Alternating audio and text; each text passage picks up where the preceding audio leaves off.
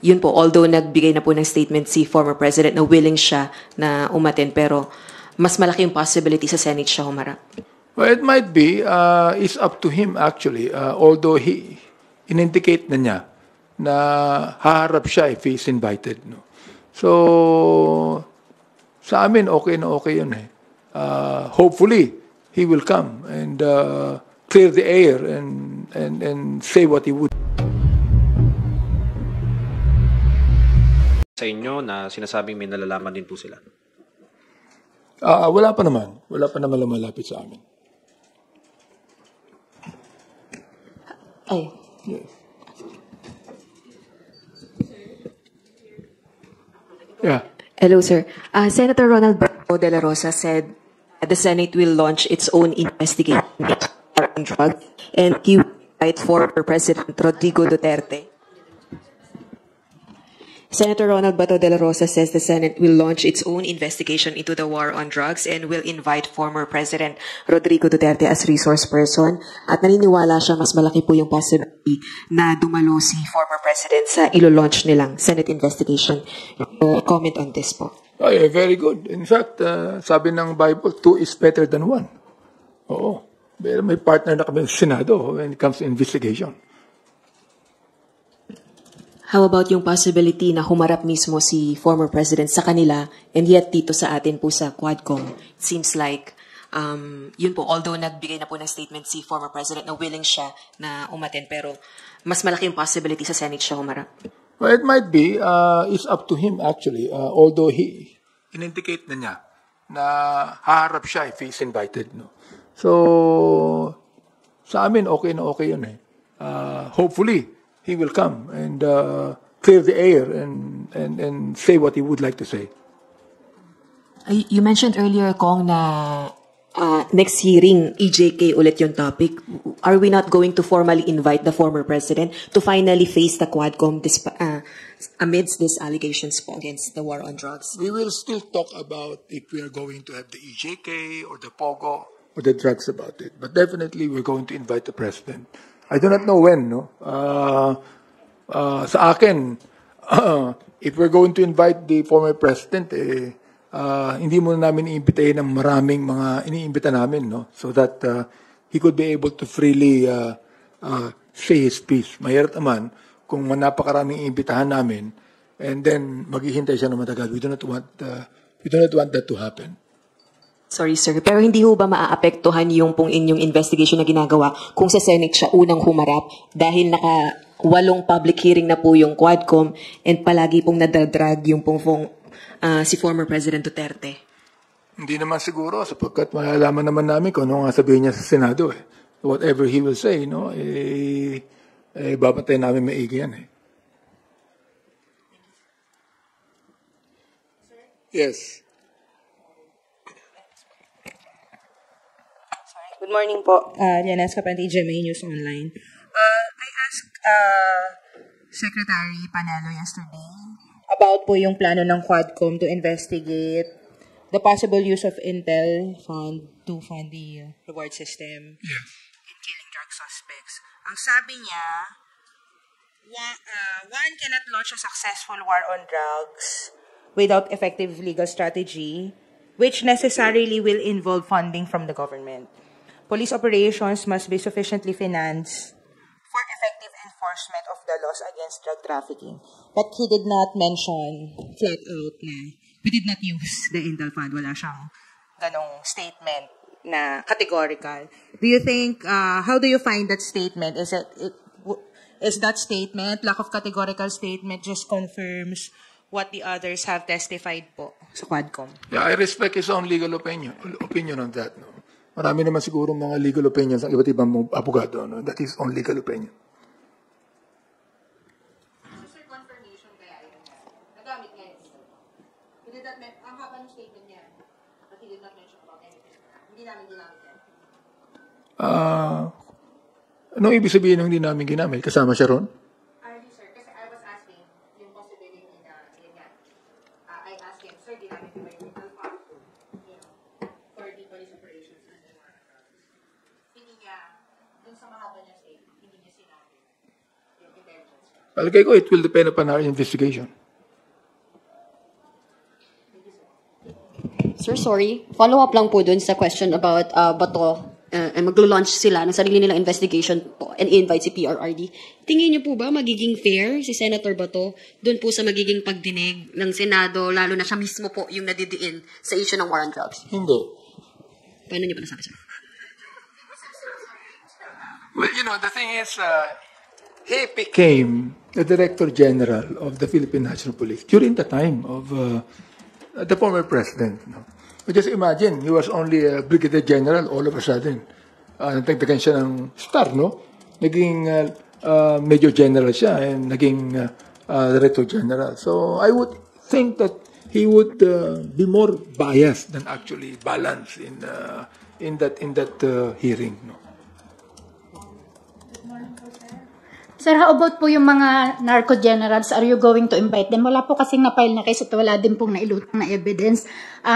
Nabrand po sila dahil close sila sa isang presidential candidate kay former DILG Secretary Marojas na identified doon sa Novotel. Sinabi na pong narco generals agad.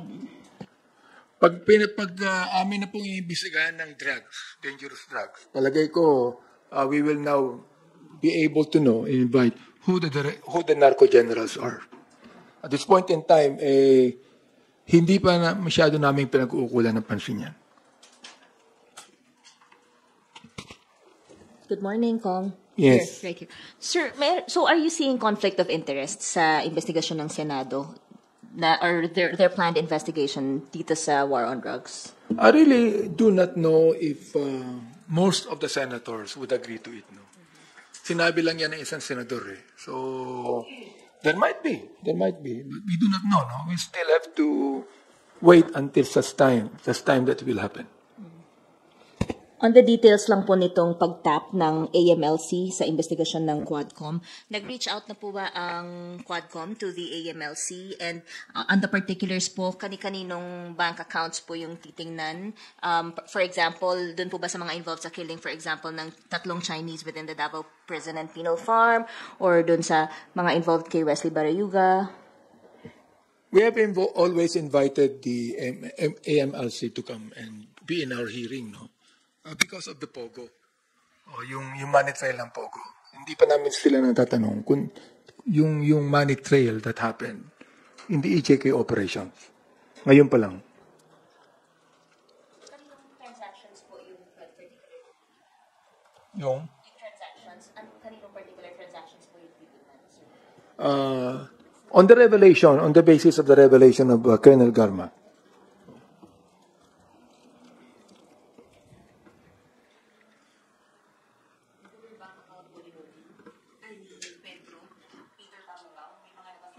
Oo, yung Peter, no? In fact, we are actually looking at the possibility of inviting him to come. Kung sino man yung Peter na yun. Wala nakakakilala kung sino siya. Pero papatinan po yung kanyang bank account sa accounts. Yes, because siya yata yung humahawak ng bangko. I don't actually know about it.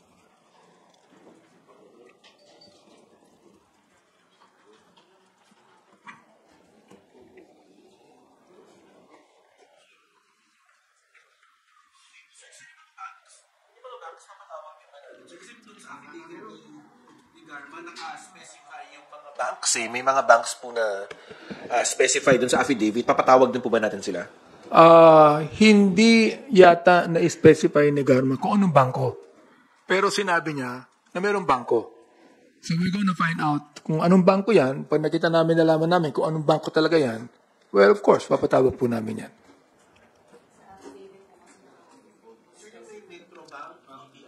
Kung naka-specify yan, we will call on them. Definitely.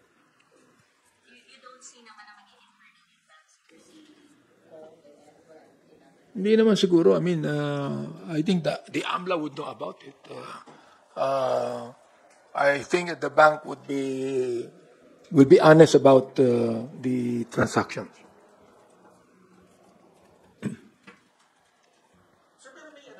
May kasi sir, even yung sa Intel funds, parang hindi pa talaga concrete yung what we know right now. Sa tingin niyo, sir, in the next hearing, malilink na yung possible sources na STL, Pogo, and yung Intel funds? Sa tingin niyo, mabubuksan na po doon o medyo...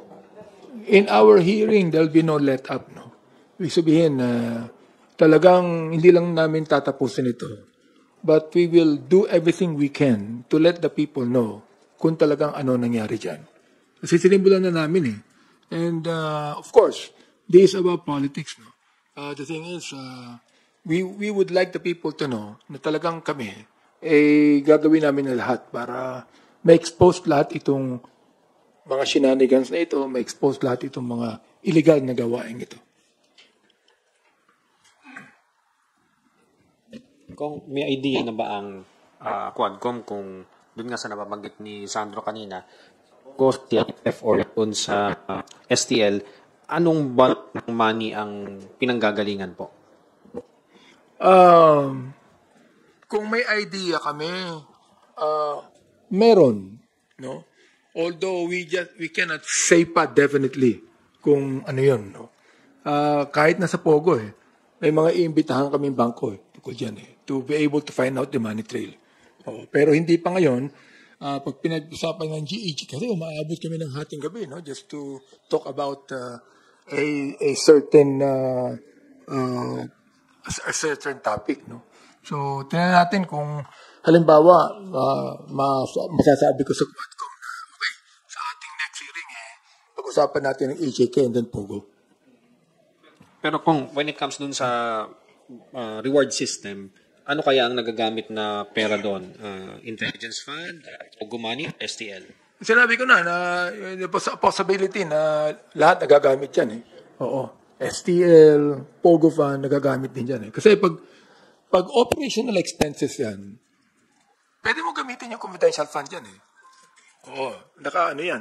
Nakalagat talaga dyan. Just would like to find out, magkano ba ang nagamit yan? Saan ginamit yan?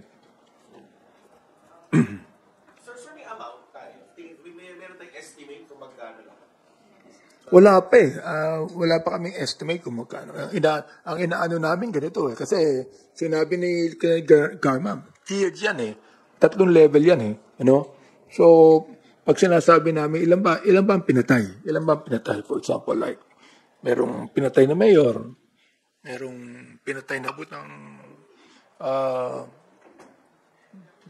I do not know pero malaki. Po, Rose Cos. Good morning. Good morning po. Yesterday po, Congressman Fernandez mentioned about asking the assistance of COA to investigate po yung paglobo ng Intel funds na po pwedeng ito yung nagamit sa reward system sa anti-drug war. And just this morning, sa press release nyo po, Quadcom will also be asking formally the assistance of AMLAC. So, can you further elaborate? Ang talagang nais namin is, the follow the money trail. No? We'd like to find out who the mastermind is. No? Unang-una, the Quadcom actually is not accusing anyone. We're not accusing former president. We're not accusing even Senator Bato o Senator Bongo. No? Talaga nag-accuse sa ating dating Pangulo. Walang iba kundi yung tao niya, si Colonel Garma. No? Kami lang naman, we're just investigating illegal legislation. Nag-file na kami ng bill on EJK, no? To pronounce that to be heinous crime. So, ito, tinitin natin maigi kung ano pang mga legislations ang dapat natin gawin tungkol dito. Sinabi ko na rin, perhaps the Quadcom committee is not only after an legislation, but also in aid of prosecution. Kasi we're now asking the NBI and the DOJ to start investigating, to start prosecuting whatever evidence says that they could be able to get into. Meron po ba tayong particular na timeline or from within the term of President Duterte, former President Duterte, yun po yung balak natin na malaman sa AMLAC at saka sa COA. Hindi lang po ba Intel funds but also the confidential funds from sa COA? Hindi lang po ba Intel funds but also the confidential funds from 2016 to 2022? Yeah, it might be, no? I would like to find out kung magkano confidential fund ang nakuha in the years that the former president was president. Tignan natin maigi kung ito ay meron talagang na-contribute towards the reward system. Yun ang nais natin talaga makita rito.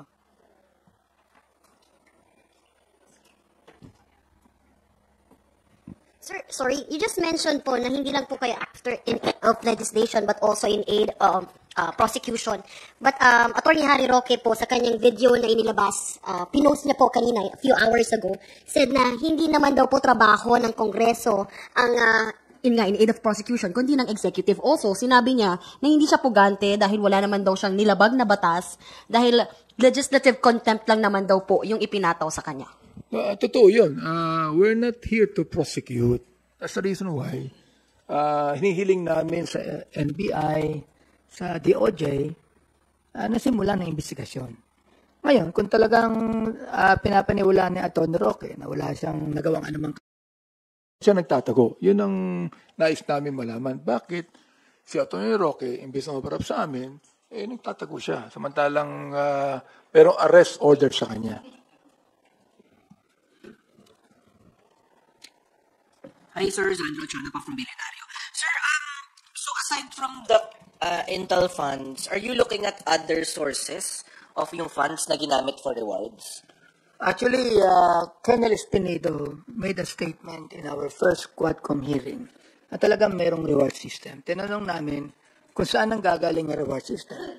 At sinabi niya, nanggagaling ito sa mga gambling money. For example, STL. For example, Pogo. Yun ang sinabi niya, no? Now, meron itong connection din naman sa sinabi ni Colonel Garma na talaga mayroong reward system.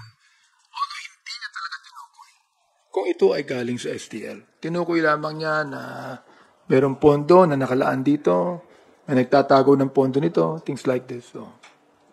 So, sir, pwedeng all of the above? Pwedeng Pogo, STL? Pwede. More than one? Yes, pwede. Pwede rin na, na kung yan ay talagang operational expenses at tinatawag, syempre, that would appear. Mag-a-appear yan sa COA, mag-a-appear yan sa pag-imbestiga doon sa mga intelligence fund and confidential fund na nakalagay ng operational expenses. Ang gusto natin malaman, paano ginamit itong operational expenses na ito? Kasi, actually, pag sinabi nating operational expenses, na binibigay bago ang operation. Hindi binibigay yan after the operation. So, it's not actually a post-operational expenses. But before any operation can be done, merong tinatawag nating operational expenses. We understand that. But not the reward for policemen killing another person, for that matter. So, sir, possible na dirty money yung ginamit for the reward system? It can be possible. Yes. And sir, last na lang on my part. Yung may binabanggit si Colonel Garma na yung COPLAN pala, sir, hindi pala pinapondohan ng TNP. Yung COPLAN po, yung mga planned na operations. Hindi pala siya pinapondohan ng PNP, nakasanayan na daw on ground na pumupunta yung mga pulis sa mayor. May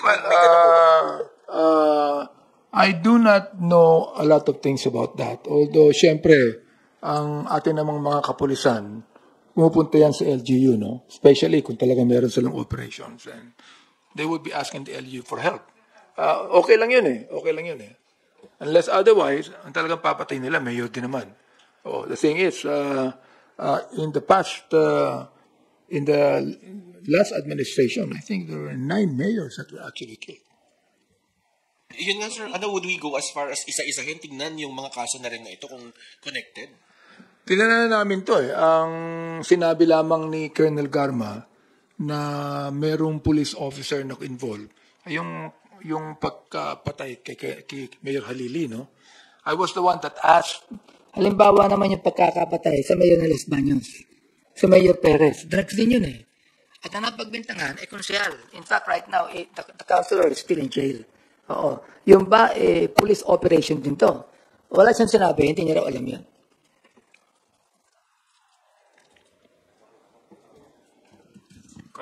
Ian Cruz po, GMA. Yes. Sir, may testigo na ba tayo na magsasabi na galing nga sa CIF yung ginamit na pera sa Tokhang? Well, as far as we're concerned, si Garma pa lang talaga ang nagbigay ng statement tungkol dyan, no? Although, tinatanong nila kung gaano katotoo yung statement na yan. Sinabi ko naman na mula kay Colonel Espinido, na sinabi niya may reward system, yung napatay na Chinese drug lord sa Davao Penal Colony, na binigyan ng PDL ng tigi 1 milyon. No? In fact, according to the PDL na testify, even Colonel Padilla, na ang sabi nung SPO4 Art Narsoles na bawat ulo 1 milyon. So, 3 milyon yan. Pero 1 milyon lang ang binigay sa kanila. And yung 2 PDL, they gave that 1 million to their wives o anak. Ano? So, sa kanila, naloko sila doon. Pangalawa, they were actually promised liberty. No? Tanggalin na yung kaso. But instead of that, they were even charged ng homicide. Pangatlo niyan, yung Kibarayuga, na yung testimony ni Lieutenant Colonel Santi Mendoza, na talagang nagkabayaran. 300,000 ang ibinayad doon sa nakapatay Kibarayuga, at siya nga yung inutusan, at nakatanggap siya. Sinabi niya, nakatanggap siya ng 40,000. And of course, ang pangapat, si Colonel Garma. So, definitely, sa 4 na testimony yan, talagang mayroong reward system. There's no doubt about that. So, ano pang kailangang ebidensya? So sir, sa pag-follow ng money trail, anong mga nakikita niyo malaking steps na gagawin ng komite? Well, ang step na gagawin po namin, yung sinabi ni Congressman Dan Fernandez, na we will invite COA. And then, of course, also, tatanungin namin yung AMLA tungkol sa palipat-lipat ng perang yan, kung saan nanggaling yan, kung saan napunta yan, kung sino ang nag-spend yan. I would think that AMLA would know about it. Congressman, sa tingin nyo, marami pa bang sasabihin si Colonel Garma? Ang dami na niyang sinabi na malalaki, pero meron pa ba siyang, sabi nga nila, meron pa bang tayong hinihintay sa kanya? Palagay ko, meron pa. Hindi ko pwedeng isawalat sa lahat sa inyo. Meron pa. In fact, meron nang nagka-come forward sa amin on their own na nagbibigay ng salaysay. We still do not know kung ano yung sinumpiang salaysay yan. In fact, yung affidavit na ginawa ni Garma, nagulat kami lahat kasi binigay sa amin yan. Nagkaka-com hearing na kami. That was given to us. Kaya nagulat kami sa revelation ni Colonel Garma. Si Leonardo po, si NAPOLCOM Commissioner, kailan po siya magsasalita? At sa tingin nyo, may malaki din ba siyang papasabugin? Until such time that Colonel Leonardo would submit to us a signed affidavit, doon namin siya isasalang. Doon lamang. We still do not know what the status of his mind is. Pero meron na bang inclination na magte-testimonya siya, kagaya po ni Colonel Garma? Sa akin palagay, sa akin lang, personally, palagay ko meron na we only do not know when that would be, or perhaps in our next hearing, he'll be submitting to us sa kanyang sign na sinumpaang pagsalaysay, whatever it might be. Sana, this coming October 22, supposedly, when we have the next hearing, na may sasalang namin si Colonel Leonardo. Congressman, yung mga class 96 at 97 na mga PNPA, meron na bang lumapit sa inyo na sinasabing may nalalaman din po sila? Wala pa naman. Wala pa naman lumalapit sa amin.